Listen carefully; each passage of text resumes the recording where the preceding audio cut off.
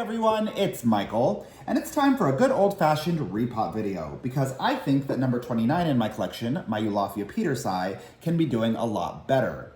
Now, I actually purchased this in August of 2017 and repotted it immediately into semi-hydroponics, and I will link that video below. But ever since I did that, it just has never quite thrived. I've had it in dormancy since the end of November, so you can see that the pseudobulbs are actually beginning to shrivel now. Now, the reason I think this needs to be repotted is if you look at its chronological growth. So this is the bulb that I purchased. It was a single bulb division. I immediately put it in too high of sunlight and sunburned it, which is why the leaves are dead. But the following year, it put out this tiny, almost insignificant growth. This past year, it put out this growth here, which you can see is a bit more sizable than the previous year.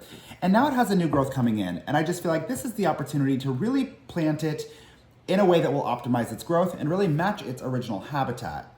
Now, this orchid grows in arid habitats, and I believe it's from Namibia all the way to the southern Arabian Peninsula.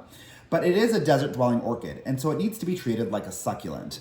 And for that reason, I'm going to switch its growth method to this beautiful succulent soil mix. What I like about this mix is it is intended to help the accelerated drying of the medium. So this has things like pumice and pine bark to really help accelerate the drying process. So what I'm gonna do is kind of a potting method that I've been favoring a lot lately for my plants that just don't seem to respond positively to straight semi-hydroponics, which is I'm going to put a layer of pre-cleansed and pre-sterilized leca in the bottom of a semi-hydroponic container. So of course I've got my 2 drainage holes here. I'm gonna fill up to the drainage holes. Now that I've got my potting container filled up to the drainage holes, I'm gonna go ahead and unpot this plant. I'm so curious to see what's inside. And then I'm going to repot it and fill the rest of this container with the succulent soil mix. So let's take a look at what we've got inside here. You know, it's been years, and again, this is actually quite dry because it was in its dormancy for the winter, and I still haven't taken it out. But I'm curious to see what the root system's gonna look like.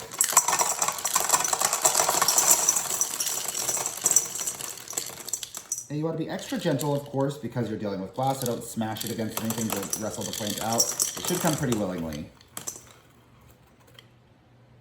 Wow, see, that's not a very, you can tell that this plant isn't doing exceptionally well because they're known for having very well-established root systems. And look, it's very, very minor. So I definitely think that this plant will be better suited in a different potting method. So, I mean, that really did the unpotting for me already. So all I have to do is place it in the container. So I'm gonna place the plant with the oldest growth towards the back of the container because it will continue to develop outward. And then I'm just gonna go ahead and take the succulent mix and fill around.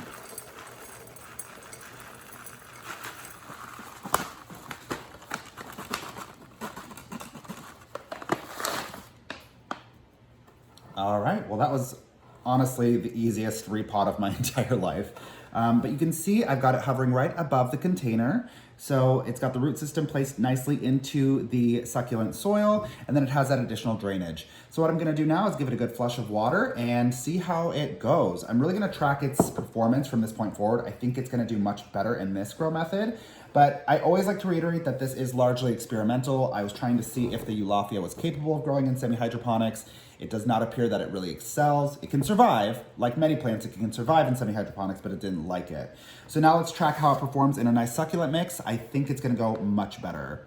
So having said all of that, thank you so much for choosing to spend your time with me. If you have any questions, concerns, or feedback, go ahead and leave it in the comments section below. Be sure to support one another in the comments section because I'm so seldom available to do so. And don't forget to click subscribe. Have a beautiful rest of your day, guys. Bye.